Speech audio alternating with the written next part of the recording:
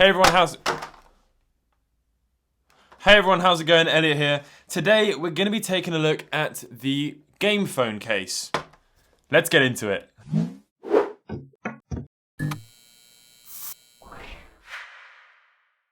So last year in 2019, this phone case was everywhere. YouTube, AliExpress, Amazon, eBay, Facebook, Hub. Honestly, every single website was advertising the game phone case. It was absolutely everywhere. And I never bought one, which is a little bit weird because this is a channel about Game Boys and handheld devices. And this sort of fits the bill and also ties into modern things because it's a phone case. So I'm a little bit late to the party. So yeah, what we're going to do is take a look at this thing, critique it, see if it's worth the £10 that I paid for it, and yeah, we'll take a look at it. So first things first, they sent me the wrong one. I have an iPhone XR, and this is for not an iPhone XR. It's apparently for the iPhone 6, 7, or 8.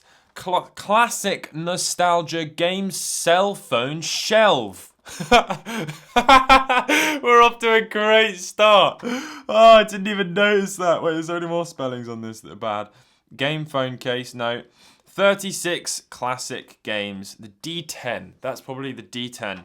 Okay, classic nostalgia game cell phone shelf. Whoever did this translation for this Chinese company has done these guys dirty. So there's a really low resolution image on the back of this thing in a bright red. I'm not sure who would choose the red one, considering that obviously the original Game Boy, I mean, there was a red Game Boy in whoopsie, there was a red Game Boy in fairness actually, so that point doesn't sort of stand. But anyway, let's get into it. So inside the box is absolutely nothing. Great. So here it is. Wow, it's actually fairly decent. Now, there was actually 2 revisions of this. I'll try and find a screenshot of the old one. The old one was just some crappy sort of 999 in 1 games, sort of Tetris fake knockoff crap thing. So this one is the more competent of the 2. However, I use that word with a pinch of salt. Oh no, what is that? Is that a reset button? That must be a reset button. No, because there's already a reset button here. I don't know what that is. There's just a black hole there. So it charges using micro USB, which is fairly good, I suppose. At least it's not some mini USB thing or a proprietary thing.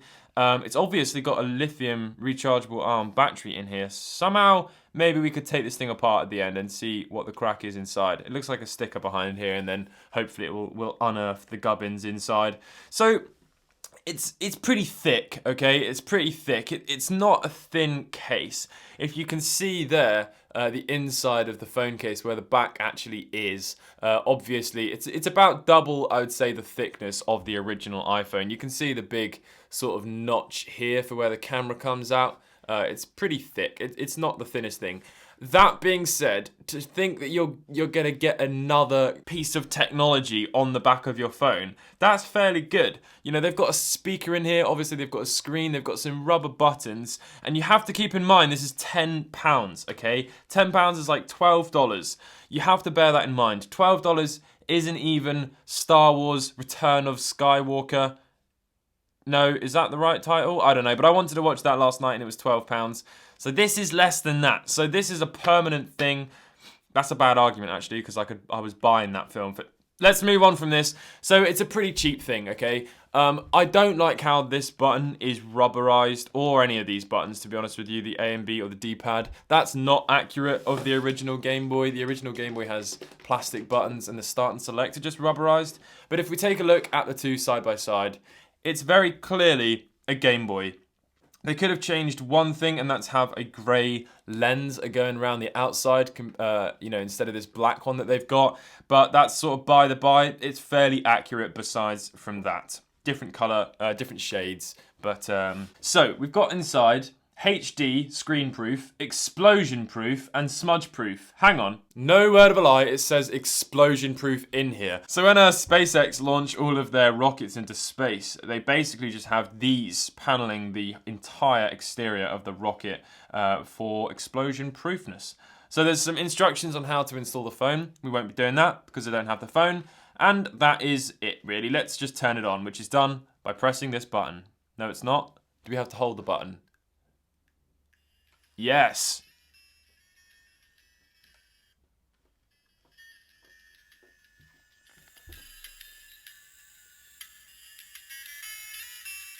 What is that hold music?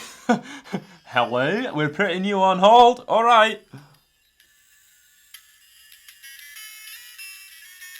Okay, that's what it is. It's a blue LED. Very nice. One thing I'm noticing immediately is the screen is flickering like there's no tomorrow.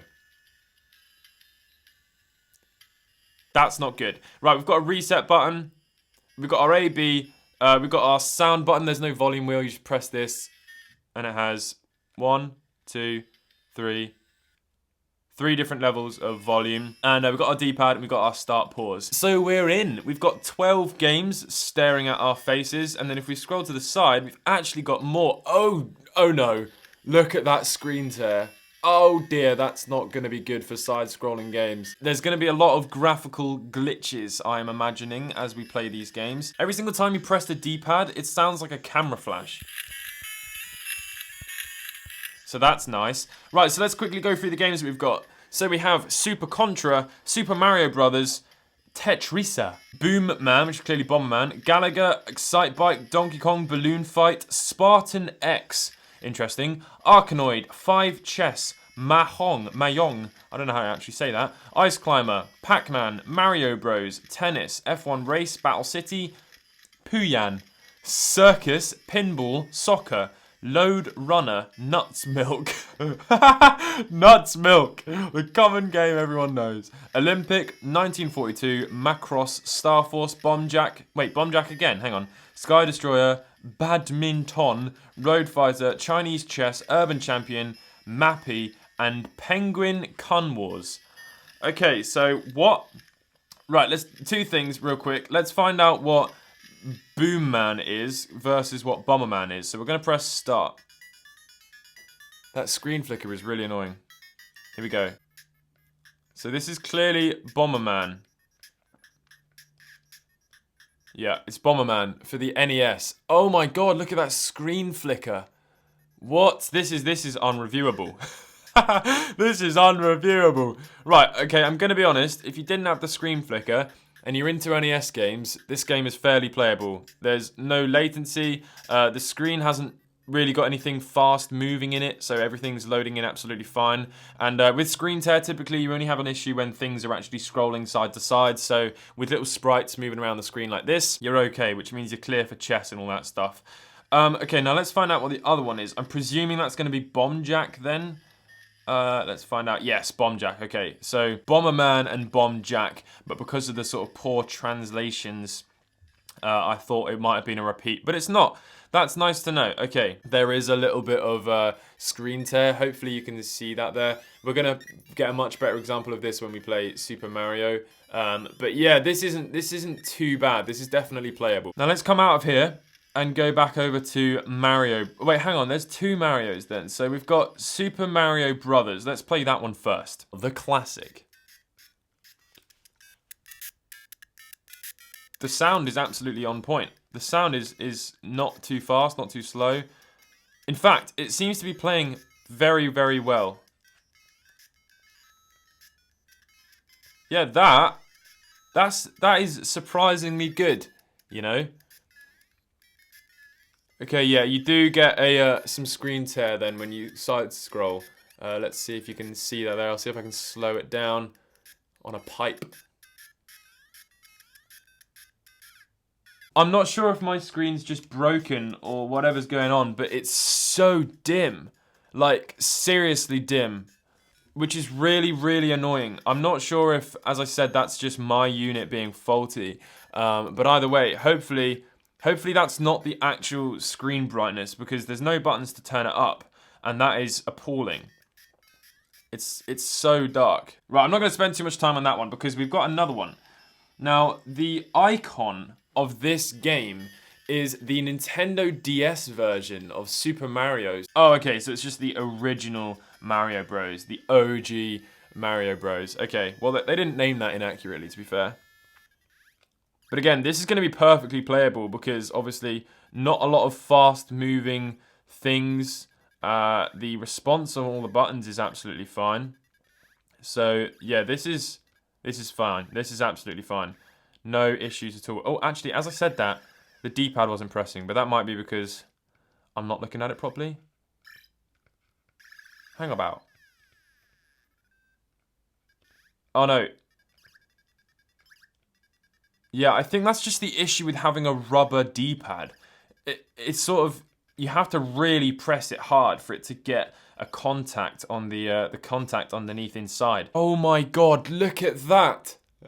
That is unacceptable. Look how dim that is. There's no way, you can't even see what's going on there. Hang about.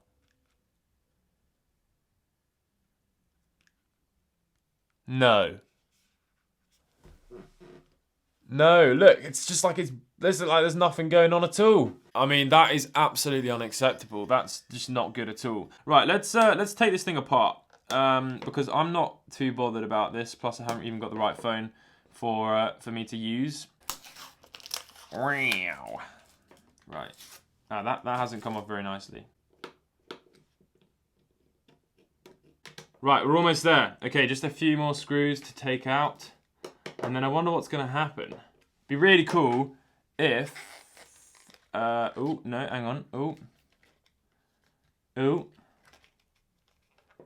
Ah, okay. There we go. Right, have I got all the screws? Is that another one? Yep, that's another one. Boom. What? You know what?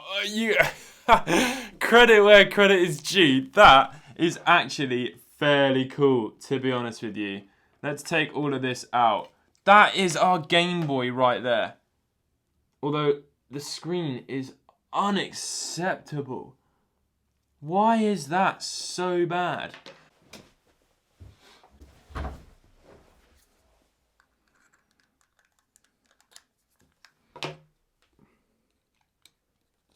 I think I know why the screen was so dim. It just ran out of battery.